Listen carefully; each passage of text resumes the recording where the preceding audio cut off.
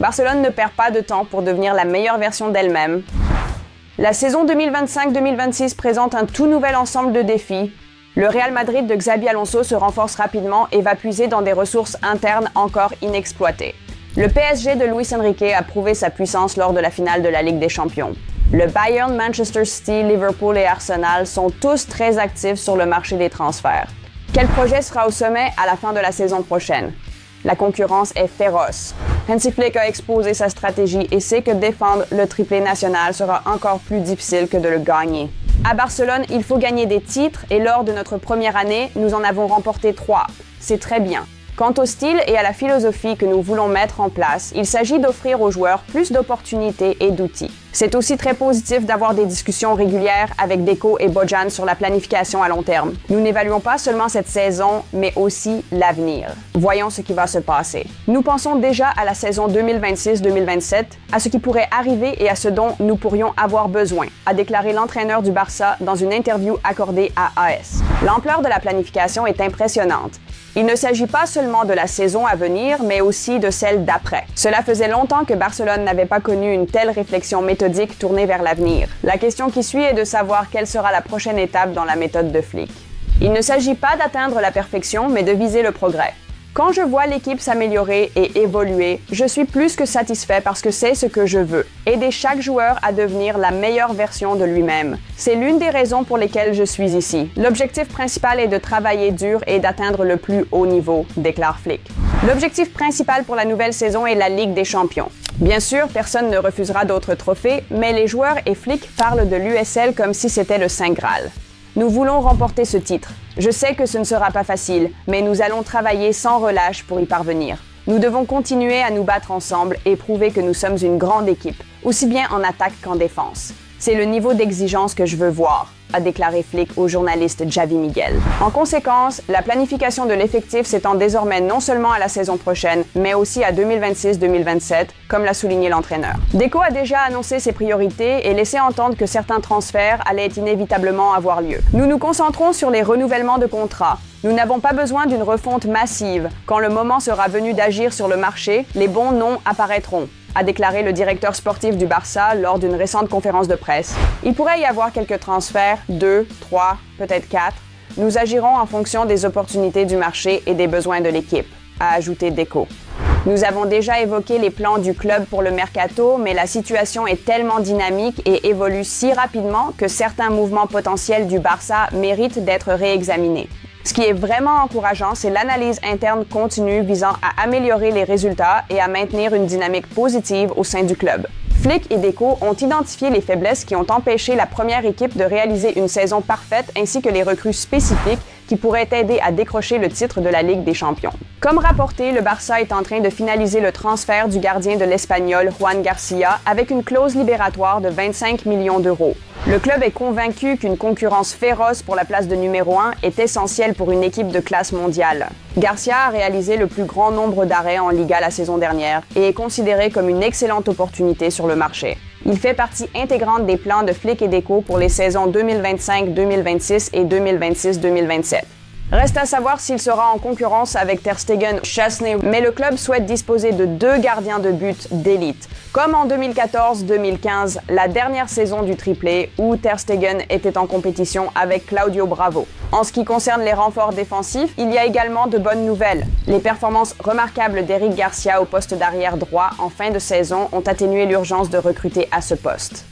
Luis Koundé seront les principales options pour les saisons à venir et le club est déjà en discussion pour améliorer et prolonger le contrat d'Eric. Hector Font restera également et poursuivra son développement avec l'équipe première. Le secteur des défenseurs centraux est l'un des plus fournis de l'effectif. Kobarsi, Nico Martinez, Christensen, Araujo et Eric Garcia. C'est une vraie concurrence.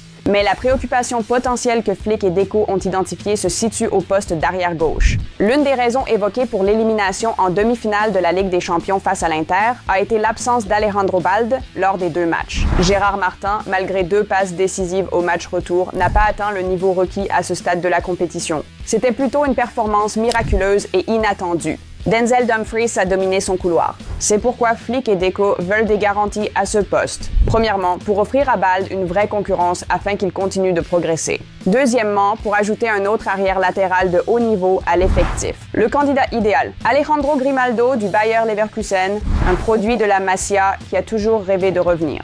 Le contrat de Grimaldo court jusqu'à l'été 2027, mais selon les médias, il pourrait être acheté pour moins de 20 millions d'euros.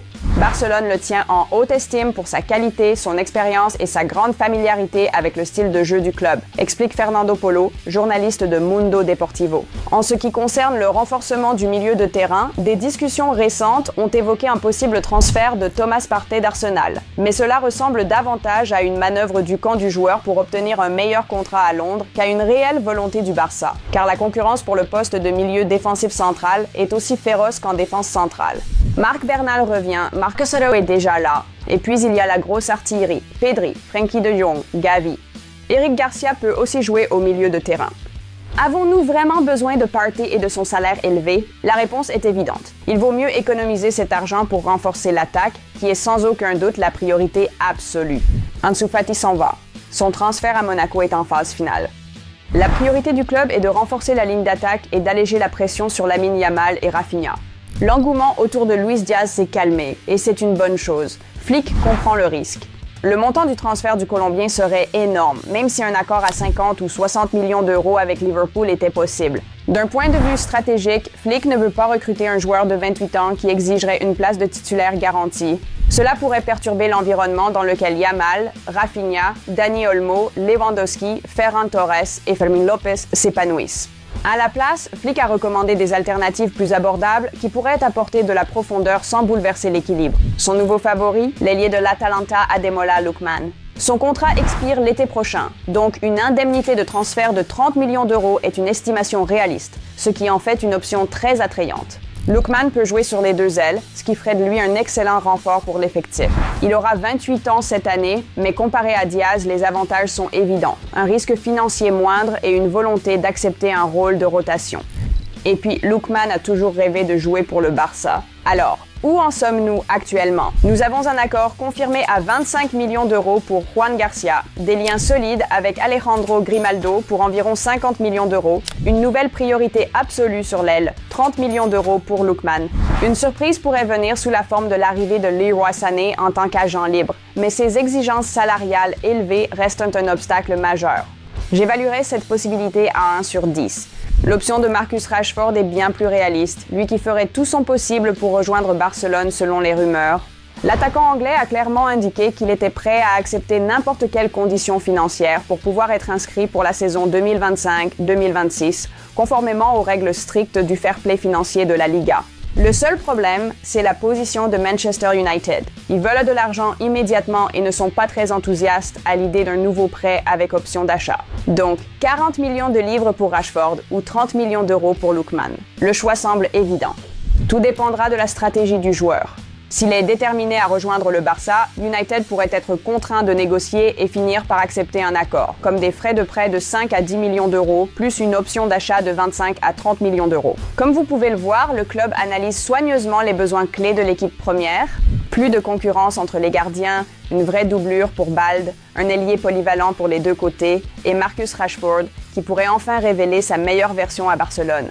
Le monde du football n'est peut-être pas prêt pour ce nouveau Barça si tous ses plans se réalisent. Juan Garcia, Alejandro Grimaldo, Lookman et Marcus Rashford. Ce serait un mercato exceptionnel, offrant de solides garanties que cette équipe peut aller au bout dans toutes les compétitions la saison prochaine, en particulier la Ligue des Champions. Barcelone prépare déjà l'avenir. Si, comme nous, vous vivez et respirez football et que vous voulez être les premiers informés des plus grandes actualités, des transferts et des ambitions audacieuses du club, laissez un like, dites-nous en commentaire qui vous aimeriez voir dans le nouveau Barça et n'oubliez pas de vous abonner pour ne pas manquer le début d'une nouvelle ère au Camp Nou. Excellente journée à tous. À très bientôt.